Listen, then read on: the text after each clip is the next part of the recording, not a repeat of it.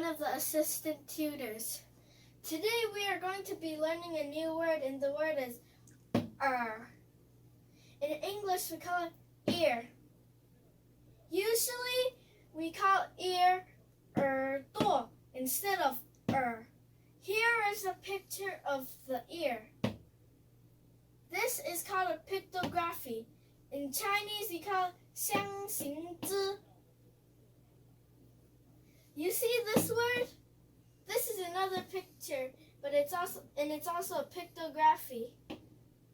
And this kind of looks like the word Right here on the top, it's like a line. And here it's also like a line. Here it's going down, but curved. Here it's going down also, but straightly. Then we have the ears right here, like the ears right here and here. And usually we also have it either here or here. When you look at this pictography, it reminds you of the word ear. In Chinese, we call it as I mentioned earlier. Now I will teach you how to pronounce the word do.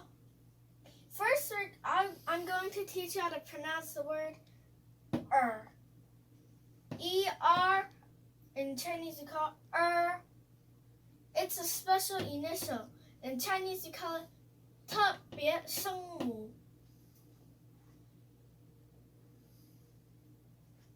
And now, with the third tone, which we call 第三声 in Chinese. Together, they make Now I will teach you how to pronounce the word 多. D in Chinese you call 的. It's an initial.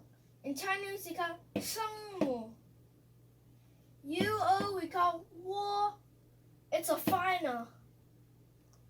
We call it 韵母 in Chinese. 窝. You can tell there's no tone, first, second, third, or fourth tone on the U or O, so we pronounce it lightly. Now I will teach you how to pronounce the whole entire thing. 的、我、多、